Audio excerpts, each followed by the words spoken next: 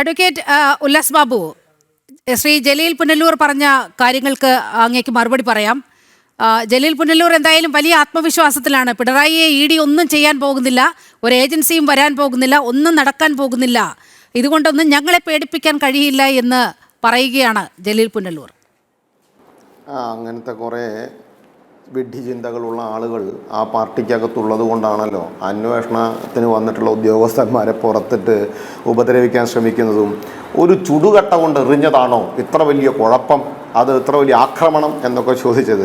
അത് ഈ പറയുന്ന വിദ്വാൻ്റെ ഭാര്യയോ മക്കളോ ഒരു ഉദ്യോഗസ്ഥരാണ് എങ്കിൽ ആ ഉദ്യോഗസ്ഥർ ഒരു സ്ഥലത്ത് ജോലിയുടെ ഭാഗമായിട്ട് പോയി ഒരു അന്വേഷണത്തിൻ്റെ ഭാഗമായിട്ട് പോയിട്ട് അന്വേഷിച്ച് തിരിച്ചു വരുമ്പോൾ ഇതേപോലെ കുറേ എണ്ണം പുറത്ത് നിന്നിട്ട് ചുടുകട്ട എടുത്തിട്ട് അവരുടെ നിറയിലേക്ക് എറിഞ്ഞിരുന്നെങ്കിൽ ഈ വിദ്വാൻ എങ്ങനെയാണ് മറുപടി പറയുക എന്ന് അന്ന് നമുക്ക് കാണാം. അപ്പോൾ നമുക്ക് പറയാൻ സാധിക്കും ഇത് അങ്ങനെയൊന്നുമല്ല, ആരാൻ്റെ നെഞ്ചത്തേക്ക് എറിയുന്നതല്ല, അവർ സഹിച്ചോട്ടെ എന്നുള്ളതാണ്.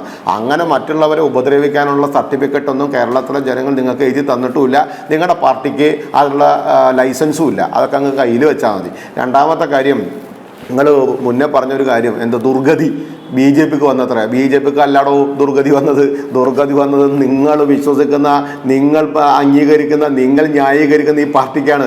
അതുകൊണ്ടാണ് കേരളത്തിലെ തെരഞ്ഞെടുപ്പ് കഴിഞ്ഞ സമയത്ത് വലിച്ചിട്ട് പുറത്തേക്ക് കളഞ്ഞത്. ഇന്ത്യ മഹാരാജ്യത്ത് ജനങ്ങൾ കുറച്ചുകൂടി മുൻപേ ഇത് ചിന്തിച്ചിരുന്നു. അതുകൊണ്ടാണ് ഇന്ത്യ മഹാരാജ്യത്തെ കേരളം ഒഴിച്ചുള്ള മറ്റ് സംസ്ഥാനങ്ങളിൽ ഈ പാർട്ടിയെ 7 അയലക്കത്ത് പോലും കാണാത്ത സംവിധാനമാക്കി മാറ്റിയത്. ഇപ്പോൾ കേരളക്കാരെയും അത് ആക്കി മാറ്റിയിരിക്കുന്നു എന്നുള്ളതിൻ്റെ അടിസ്ഥാനത്തിലാണ് പുറത്തിരിക്കുന്നത്. അതിൻ്റെ ചൊരുക്ക് തീർക്കുക അന്വേഷണ ഉദ്യോഗസ്ഥന്മാരോടല്ല. ഒരു കാര്യം ഞാൻ ചോദിക്കട്ടെ, ആരാണ് വീണ തൈക്കണ്ടി? കേരളത്തിലെ പ്രതിപക്ഷ നേതാവും 10 വർഷം കേരളത്തിലെ മുഖ്യമന്ത്രിയുമായിരുന്ന വ്യക്തിയുടെ മകളാണ്. ആ വീണ തൈക്കണ്ടി എന്ന് പറയപ്പെടുന്ന വ്യക്തിയുടെ ഒരു കമ്പനി ബാംഗ്ലൂരിലുണ്ടാകുന്നു. അത് ഭാര്യയുടെ റിട്ടയർമെൻറ്റ് ബെനിഫിറ്റുമായി ബന്ധപ്പെട്ടുള്ള പൈസ കൊണ്ട് തുടങ്ങിയ ചെറിയ കമ്പനിയാണ് എന്ന് പറയപ്പെടുന്നു. ആ ചെറിയ കമ്പനിയുടെ അടിസ്ഥാനത്തിൽ ആ ചെറിയ കമ്പനി ഒരു എഗ്രിമെൻ്റ് വെക്കുന്ന സമയത്ത് ഒരു കമ്പനിക്ക് ഒരു സേവനം കൊടുക്കാതെ ആ കമ്പനിയിൽ നിന്ന് പൈസ വാങ്ങിക്കാൻ സാധ്യമാകുമോ ഇല്ലയോ? നമ്പർ 1. നമ്പർ 2, ആ കമ്പനിക്ക് കൊടുത്ത സേവനങ്ങളെക്കുറിച്ച് കൃത്യത വരുത്തേണ്ടതുണ്ടോ, വരുത്തിയിട്ടുണ്ടോ? നമ്പർ 3, ആ സേവനം കൊടുക്കാതെ തന്നെ മാസം തോറും ഇങ്ങനെ പൈസ കിട്ടുന്ന സമയത്ത് ആ നിലവിലെ കമ്പനിയെങ്കിലും അവിടെ ഉണ്ടാകണ്ടേ? ആ കമ്പനി അടച്ചുപൂട്ടി പോയല്ലോ, എന്നിട്ടും പൈസ സ്വീകരിച്ചിരുന്നല്ലോ. അതെന്ത് അടിസ്ഥാനത്തിലാണ്? അപ്പോൾ ചോദിക്കുന്നത്, തന്നവർക്കും കുഴപ്പമില്ല, മേടിച്ചവർക്കും കുഴപ്പമില്ല, ഞങ്ങൾ ടാക്സും അടച്ചിട്ടുണ്ട്, പിന്നെ എന്താണ് കുഴപ്പം? അങ്ങനെ സാധ്യമാകുമോ? തന്നവർക്കും കൊടുത്തവർക്കും കുഴപ്പമില്ല എന്ന് പറയാൻ നിങ്ങൾക്ക് എന്താണ് അധികാരം? ആ കമ്പനി കേരള സർക്കാരിൻ്റെ തന്നെ 13% ഷെയർ ഹോൾഡറായിട്ടുള്ള കമ്പനിയാണ്. അതിനകത്ത് നിരവധി ഷെയർ ഹോൾഡേഴ്സ് ഉള്ള ആളുകളാണ്.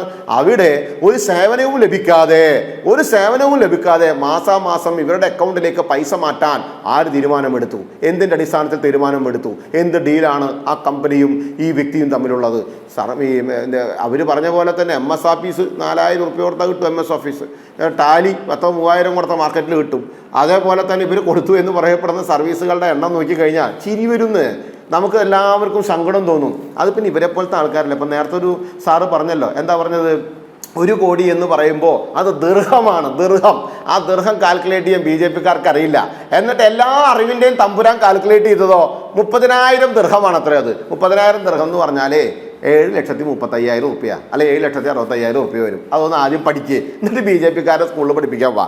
രണ്ടാമത്തെ കാര്യം എന്താ വെച്ചാൽ, കേസിൽ വീണയ്ക്കുള്ള ബന്ധം നീലിമയുണ്ടല്ലോ, ഈ പറയുന്ന ആളുകളൊക്കെ ഉണ്ടല്ലോ, ഇവരൊന്നും മാസപ്പടി വാങ്ങിച്ചിട്ടില്ലല്ലോ. കേസിൽ വീണയ്ക്കുള്ള ബന്ധം, വീണയുടെ കമ്പനിയുടെ അക്കൗണ്ടിലേക്ക് പൈസ ലഭിച്ചതിൻ്റെ കൃത്യമായിട്ട് വീണ തന്നെ മൊഴി കൊടുത്തിട്ടുണ്ടല്ലോ. ആ കമ്പനിയുടെ സ്റ്റാഫ് മൊഴി കൊടുത്തിട്ടുണ്ടല്ലോ. നിരവധി മൊഴികൾ ഉള്ളതിൻ്റെ അടിസ്ഥാനത്തിലെ വീണയിലേക്ക് അത് വന്നത്. അപ്പോൾ ആ ബന്ധം വളരെ കൃത്യമല്ലേ? രണ്ടാമത്, കോൺഗ്രസിൻ്റെ നിലപാട് എന്താണ്?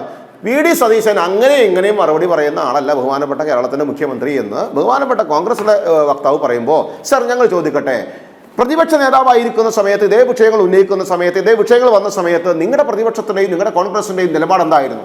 നിലവിലെ ആഭ്യന്തരമന്ത്രിയുടെയും നിങ്ങളുടെ മുഖ്യമന്ത്രിയുടെയും വാക്കുകൾ എന്തായിരുന്നു?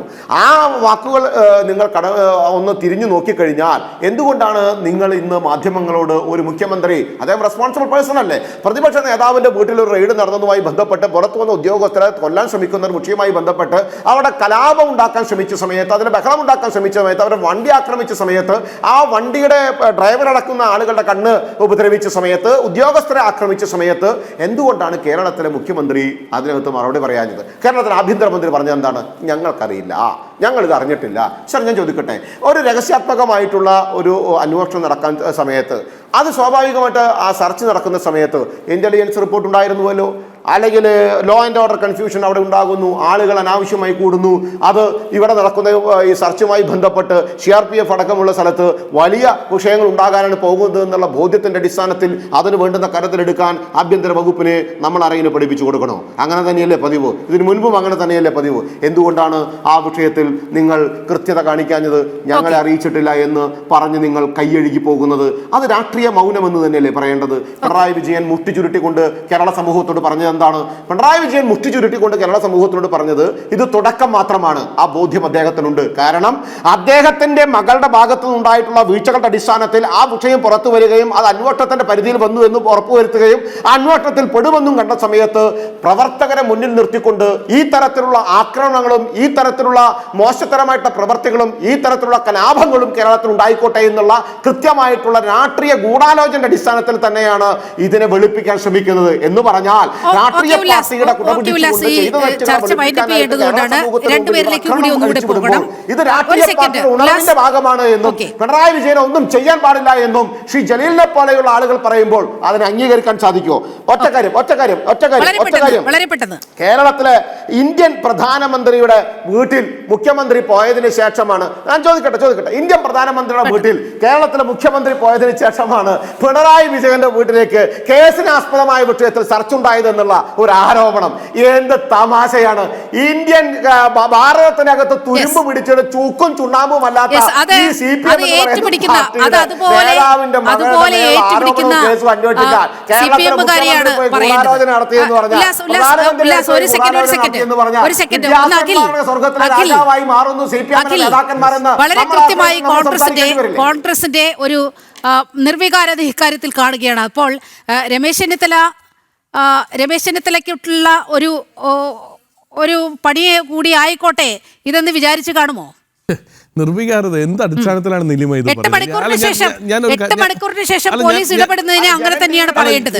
ഞാൻ വളരെ കൃത്യമായി പറയാൻ ആഗ്രഹിക്കുന്നത്, കോൺഗ്രസിന്റെ സ്റ്റേറ്റ്മെന്റുകളിൽ, കോൺഗ്രസിന്റെ അഭിപ്രായങ്ങളിൽ, കോൺഗ്രസിന്റെ നിലപാടുകളിൽ ഏത് ഘട്ടത്തിലാണ് മാറ്റം വന്നിട്ടുള്ളത്?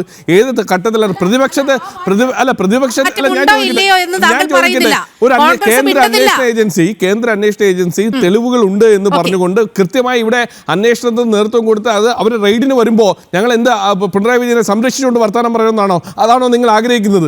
അതാണോ BJP ആഗ്രഹിക്കുന്നത്? എന്തായാലും ഞങ്ങളെ സംബന്ധിച്ചിടത്തോളം BJP പറയുന്നതിനേക്കാൾ നല്ലതായിട്ടും BJPയുടെ നേതാക്കന്മാർ പറയുന്നതിനേക്കാളും വ്യക്തവും കൃത്യവുമായി ക്ലാരിറ്റിയോടുകൂടി ഈ വിഷയത്തിൽ നിലപാട് പറഞ്ഞ ആളുകളാണ് ഞങ്ങൾ. വ്യക്തമായി നിലപാട് പറഞ്ഞ ആളുകളാണ് ഞങ്ങളുടെ നിലപാട് വളരെ കൃത്യമാണ്. ഞങ്ങൾക്ക് ബോധ്യമുണ്ട്, ഞങ്ങളുടെ നിലപാട് വളരെ കൃത്യമാണ്. ഞങ്ങൾ പറയേണ്ട കാര്യങ്ങൾ കൃത്യമായി പറഞ്ഞിട്ടുമുണ്ട്. ഈ കാര്യത്തിനകത്ത് നിലപാട് ഞങ്ങൾക്കുണ്ടെന്നേ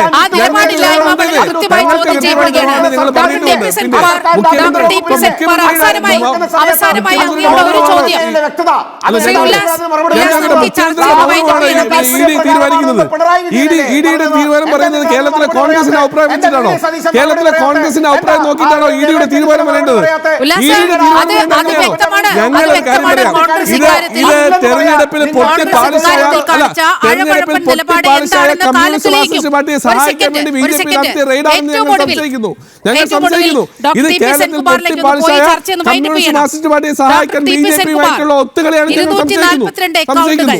18.18 കോടി രൂപയാണ് മരവിപ്പിച്ചിരിക്കുന്നത്.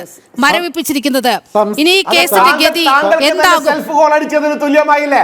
കേരളത്തിലെ മുഖ്യമന്ത്രി ഇന്ത്യയുടെ പ്രധാനമന്ത്രിയെ കാണാൻ പോയത് ഈ കാര്യത്തിനാണ് എന്ന ഇടതുപക്ഷത്തിന്റെ നാണം കെട്ട വിശദീകരണം അംഗീകരിക്കുന്നതിന് തുല്യമായില്ലേ? സ്വന്തം പാർട്ടിക്ക് വേണ്ടി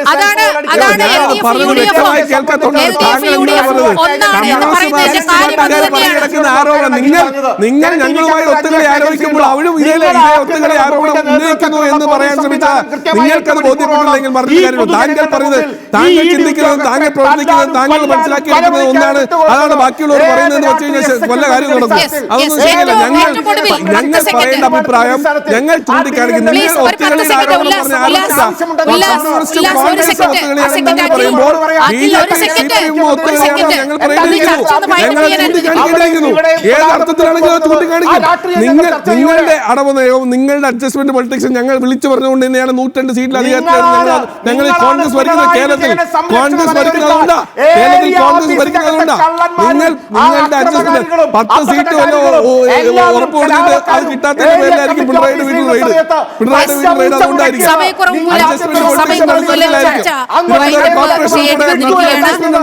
അതുകൊണ്ടായിരിക്കും എന്ന ചോദ്യമാണ് ജനൻ ടി വി ഉന്നയിച്ചത്.